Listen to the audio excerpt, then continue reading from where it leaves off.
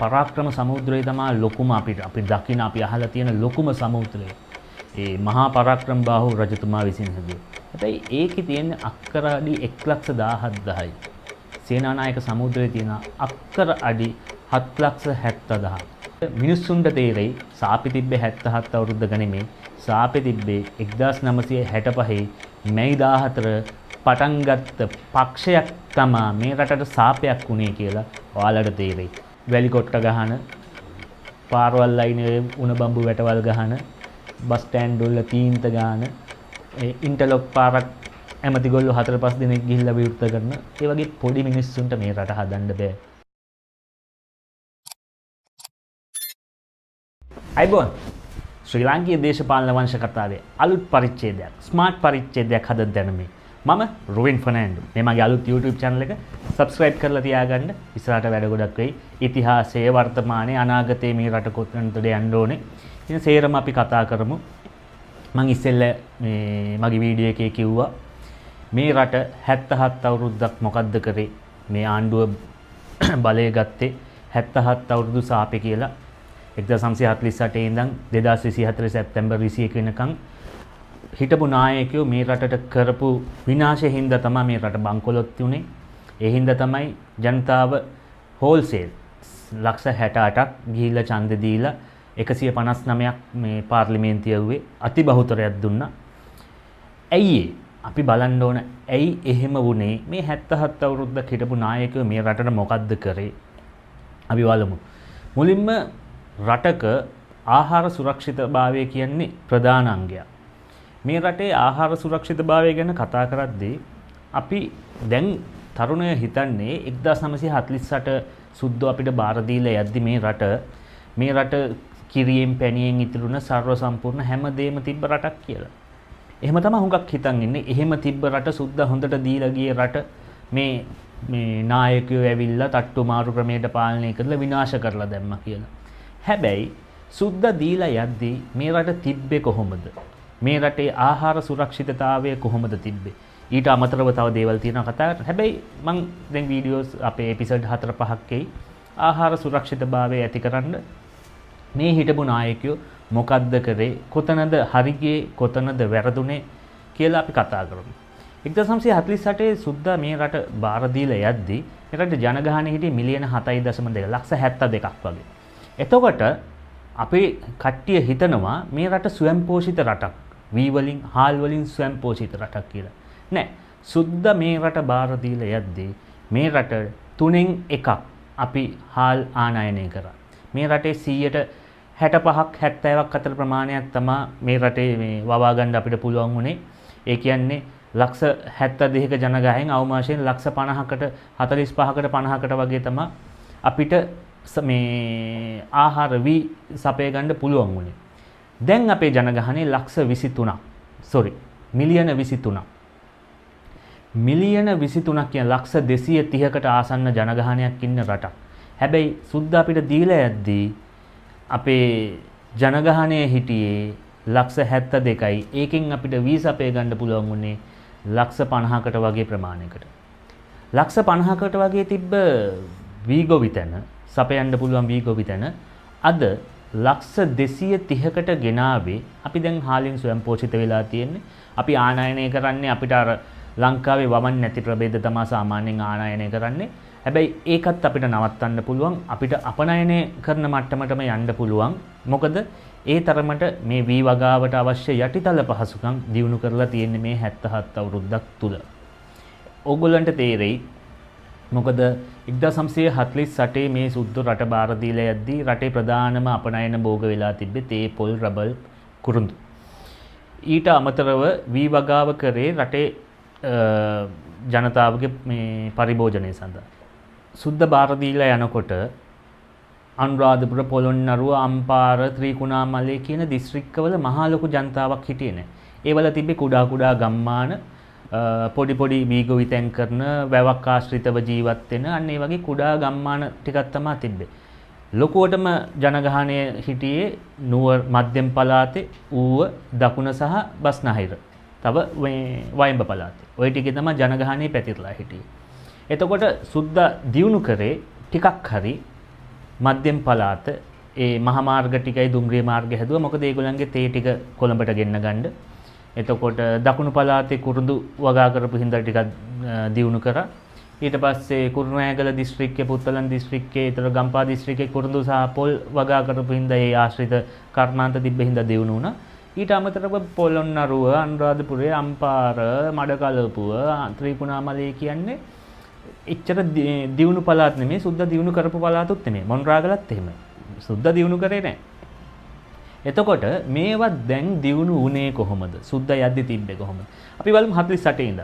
1948 D.S.. Senanayake මේ රටේ අග්‍රාමාත්‍යවරයා වෙද්දී මේ රටේ වාරි කර්මාන්තය කියන දේ තිබ්බේ රජගොල්ල අවුරුදු 2500ක් ඉතිහාසයක් තියෙන රජගොල්ල හදපු වැව් 25000ක් 30000ක් අතර ප්‍රමාණයක් ලංකාවේ තියෙන කුඩා වැව් සහ මහා ජලාශ. ඒ සියල්ල අභාවයට ගිහිල්ලා ගරා වැටිලා තිබ්බේ. මොකද වැව් මේ 90%ක්ම වගේ තියෙන්නේ වියලි කලාපේ. වියලි කලාපේ තිබ්බ වැව් ජනගහනය නැති නිසා, ජනතාව අඩු නිසා නික අභාවයට ගිහිල්ලා කැලෑ වැදිලා එහෙම තිබ්බේ. මොකද ජනතාව ගිහිල්ලා පදිංචි වෙන්නෙත් නැහැ. මොකද කැලෑ බද ඉඩම් තිබ්බේ පහසුකම් නැහැ. හින්දා පදිංචි වෙන්නේ නැහැ. ඩී.එස්. සේනානායක ලංකාවේ අගමැති වෙලා කරපු ප්‍රථම සංවර්ධන යෝජනා ක්‍රමය තමයි ගල්ඔය ව්‍යාපාරය. ගල්ඔය ව්‍යාපාරය කියන්නේ මේ රටේ අරමුදල්, මේ රටේ සල්ලි කිසිම ණයක් නැතුව අපි හදපු මේ ව්‍යාපාරයක්, අපි සංවර්ධන යෝජනා ක්‍රමය. ගල්ඔය සංවර්ධන යෝජනා ක්‍රමයේ යටතේ හැදුවා ඩී.එස්. සේනානායක සමුද්‍රය කියලා. ඔයගොල්ලෝ දන්නා ගල්ඔය හරස් කරලා ලොකු ජලාශයක් හැදුවා. ඒ ජලාශයේ ධාරිතාව අක්කර අඩි 7,70,000. සාමාන්‍යයෙන් අපි අහලා තියෙනවා පරාක්‍රම සමුද්‍රය තමයි ලොකුම අපි දකින අපි අහලා තියෙන ලොකුම සමුද්‍රය. ඒ මහා පරාක්‍රම බාහු රජතුමා විසින් හැදුවා. හැබැයි ඒකේ තියෙන අක්කර අඩි 1,17,000යි. සේනානායක සමුද්‍රයේ තියෙන අක්කර අඩි 7,70,000. පරාක්‍රම සමුද්‍රේ, මින්නේරිය වැව, කවුඩුල්ල, කන්තලේ ඔය වැව් සියල්ලම එකතුවට වඩා වැඩි ප්‍රමාණයක් අර ඩී.එස්. සේනානායක හදපු එක වැවක තියෙනවා. ඒ මහා ජලාශය. ඒකෙන් තමයි අම්පාර නගරය හැදුනේ. ඒ ගල්ඔය ව්‍යාපාරය කරද්දි සේනානායක සමුද්‍රය හැදුවා. නාමල්ඔය හරස් කරලා නාමල්ඔය ජලාශය හැදුවා. එතකොට ඒ දෙක උපයෝග කරගෙන උහන, දෙහිඅත්ත කණ්ඩිය, අම්පාර ආදී ඒ හරිය තිබ්බ ගම්මාන අලුතෙන් හැදුවේ.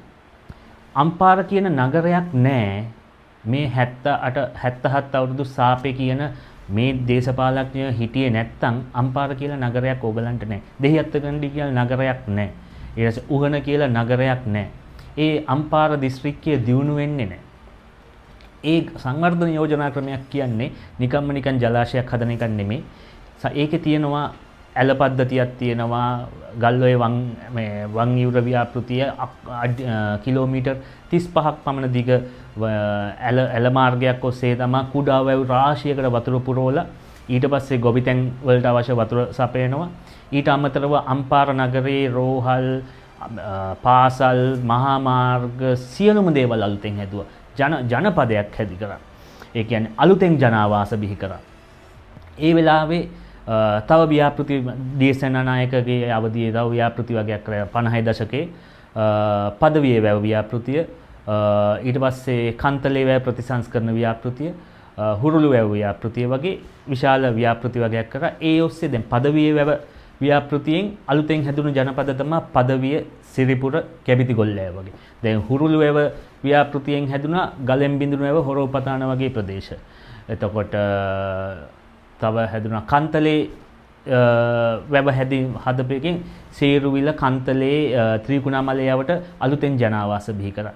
මේ සියල්ල සිදු කරේ 77 අවුරුදු සාපේ කියපු මේ ආණ්ඩු යටතේ.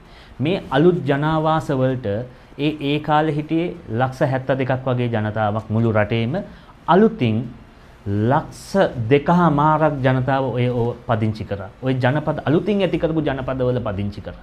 එතකොට අනුරාධපුරය, පොළොන්නරුව, අම්පාර, ත්‍රිකුණාමලය, මඩකලපුව යන දිස්ත්‍රික් වලට අලුතින් ජනාවාස බිහි වුණා. එතකොට මේ 77 අවුරුදු සාපේ කියන එකේ තමයි ඔය සියල්ල උනේ. සුද්ධ දීලා යද්දි සුඛිත මුදිත වෙච්ච රටක් නෙමෙයි මේ දීලා ගියේ අපිට. වාරි කර්මාන්තයේ නැත්තටම නැති වෙච්ච, අපිට ආහාර සුරක්ෂිතභාවයක් තිබුණ නැති රටක් තමයි අපිට දීලා ගියේ.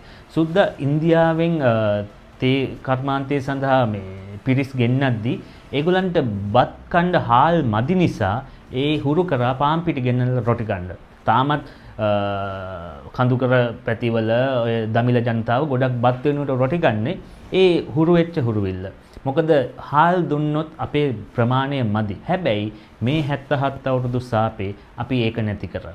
මේ මිනිස්සු මේ නායකයෝ ඒව නැති කරලා තියෙනවා. මොකද මේ ප්‍රොජෙක්ට්ස් කියන්නේ මහ ලොකු ණය අරගෙන රටට බරක් වෙච්ච සුදුවලි ප්‍රොජෙක්ට්ස් නෙමෙයි. මේවා තමයි මේ රටේ සංවර්ධන ව්‍යාපෘති මිනිස්සුන්ගේ ශ්‍රමය මිනිස්සුන්ට අතට සල්ලි එන්න මිනිස්සුන්ගේ ශ්‍රමයට වටිනාකමක් හම්බෙන ව්‍යාපෘති. ඒ හින්දා සාපේ කියලා හැමතිස්සෙම කියනවට වඩා මොකද්ද සාපේ ඇත්තටම රට බංකොලොත් උනේ කොහොමද කොතනද කියන එක අපි මේ බලන්න ඕන. එහෙම බලන්නේ නැතුව බොරුවට රැල්ලට සාපේ කියලා හැමෝටම කියන්නම් වාලේ සාපේ කියලා එක රැල්ලට එක මෙලෝදියක් දන්නේ නැති නායකයෝ උස්සන් එනවට වඩා ඇත්තටම මේ රටට මොකද්ද වුනේ ප්‍රතිපත්ති වෙනස් වෙච්ච නිසාද එක ප්‍රතිපත්ති වල යන්න ගිය නිසාද මේ රටට මේ දේවල් සිද්ධ වුනේ කියලා හොයලා බලන්න ඕන. ඔය මම කිව්වේ 50 දශකයේ වෙච්ච ව්‍යාපෘති විතරයි. ඊළඟට තියෙන ලංකාවේ එතෙක් මෙතෙක් ඉතිහාසය කරපු විශාලතම ව්‍යාපෘතිය මහවැලි ගඟ ව්‍යාපෘතිය. එතකොට දකුණු ආසියාවේ දැන් මේ වෙලාවෙත් හැදෙනවා දකුණු ආසියාවේ දිගම වාරි උමං මාර්ගය. ඒක මේ වෙද්දි මේ වැඩ නිමවෙන් පවතිනවා මහවැලි ව්‍යාපෘතිය යටතේ. තව අපේ තියෙන මහවැලි කැලණි කළු වලවේ ඔය ගඟවල් සියල්ලෙම අලුතෙන් ව්‍යාපෘති හැදුවේ මේ 77 අවුරුදු ආණ්ඩු. අවුරුදු 2500ක් ඉතිහාසයේ රජගොල්ලෝ එකතු වෙලා ඔක්කොම හැදුවට වඩා වැඩි ප්‍රමාණයක් අක්කර අඩි වලින් බැලුවොත් වැඩි වාරි ව්‍යාපෘති ප්‍රමාණයක් මේ 77 අවුරුදු ආණ්ඩුවල කරලා තියෙනවා. එක ආණ්ඩු එක විදිහට වැඩ කරලා තියෙනවා. සමහර ආණ්ඩු වැඩිපුර වැඩ කරලා තියෙනවා. සමහර ආණ්ඩු අඩුවෙන් වැඩ කරලා තියෙනවා. හැබැයි මොනාහරි කරලා තියෙනවා මේ රටට. හොරකම් කරලා ඇති. දූෂණය කරලා ඇති. හැබැයි ඒ එක්කෙනෙක් දෙන්නෙක් කරපු දේවල් වලට මුළු 77 අවුරුද්දක් හිටපු අවංක නායකයෙක් හිටියා. D.S.. Dudley, sir John Kotelawala වගේ අවංක නායකයෙක්, ජේ.ආර්. ජයවර්ධන ඉඳන් UNP ගේ අවංක නායකයෝ රාශියක් හිටියා. ශ්‍රී ලංකා නිදහස් පක්ෂයේ තියෙන අවංක නායකයෙක් හිටියා. හැබැයි සුළුතරයක් වෙන අයගේ වැරදි වලට අර 77 අවුරුද්දටම බයින එක මං හිතන්නේ හොඳ නෑ. අපි බලන්න ඕන ඇත්තටම මොකද්ද වුනේ? කොහොමද මේක විනාශ වුනේ? හැබැයි අපි කොහොමද මේක ගොඩනගා ගන්නේ? අපි අලුතෙන් හිතන්න ඕන. මොකද දැන් තියෙන වාරි කර්මාන්තය සහ මේ කෘෂි කර්මය අදට ගැලපෙන්නේ නැහැ. හැබැයි අපි යටිතල පහසුකම් ටික හදලා ඉවරයි. අවශ්‍ය කරන ජලය සපයලා ඉවරයි භූමිය වලට අවශ්‍ය කරන. හැබැයි අපි එතනින් එහාට කරන්න ඕන කෘෂි කර්මාන්තය ස්මාර්ට් කරන එක. අලුත් තැනකට ගෙනියන එක. අලුතින් වී ප්‍රභේද ගෙනල්ලා අක්කරයකට වෙනද එන ප්‍රමාණයට වඩා වැඩි අස්වැන්නක් ලබා ගන්නේ කොහොමද? එතකොට අපි දැනටමත් මේ වෙලාවෙත් අපි මේ හාල් වලින් ස්වයං පෝෂිත වෙලා තියෙන්නේ. අපිට අවශ්‍ය ප්‍රමාණයට හාල් තියෙනවා. අපිට මේ සම්පත් ටික මේ යටිතල පහසුකම් ටිකම යොදාගෙන අපිට පුළුවන් මේක ඩබල් කරොත් අපිට පුළුවන් ආහාර අපේ හාල් අපනයනයේ තත්ත්වයට ගේන්න. එතකොට අපි දැන් කරන්න ඕන ඒ ස්මාර්ට් ඇග්‍රිකල්චර් කියන තැනට යන එක. ඒක කරන්න පුළුවන් අලුතෙන් හිතන අලුත් විදියට හිතන නැත්තම් ඔය බස් හෝල්ට් වලට තීන්ත ගාන එක මහා ලොකු ප්‍රොජෙක්ට් එකක් කියලා හිතන මිනිස්සු නෙමෙයි. අලුත් වැඩ කරන ලොකු වැඩ කරන්න පුළුවන් ලොකු මිනිස්සුන්ට තමයි මේක කරන්න පුළුවන්. ඔය වැලි කොට්ට ගහන පාරවල් ලයිනේ උණ බම්බු වැටවල් ගහන බස් ස්ටෑන්ඩ් වල තීන්ත ගාන ඉන්ටර්ලොක් පාරක් ඇමතිගොල්ලෝ 4-5 දිනක් ගිහිල්ලා විවෘත කරන ඒ වගේ පොඩි මිනිස්සුන්ට මේ රට හදන්න බෑ. පොඩි මිනිස්සුන්ට කරන්න පුළුවන් පොඩි වැඩ. පොඩි වැඩ කරොත් රටත් පොඩි වෙනවා, ආර්ථිකෙත් පොඩි වෙනවා, අපේ ජීවිතත් පොඩි වෙලා විනාශ වෙනවා.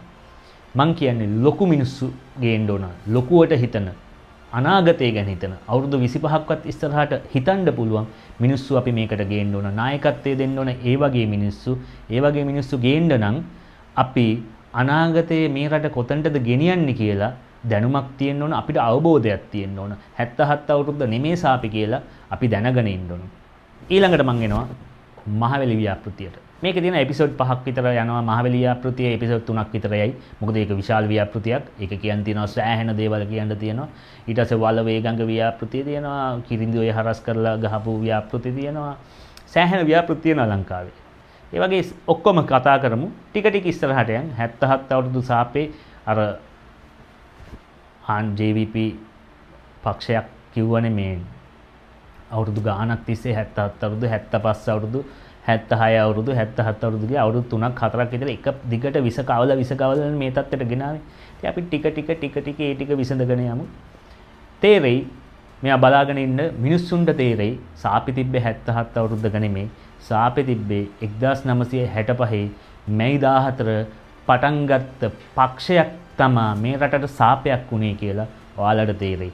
එහෙනම් එකතු වෙන්න ඊළඟ එකටත්. මම රුවින් ෆර්නෑන්ඩෝ සබ්ස්ක්‍රයිබ් කරලා තියාගන්න අලුත් වීඩියෝස් ආවම ටක් ගාලා බලන්න බෙල් බටන් එක ක්ලික් කරලා තියාගන්න. අයබෝන්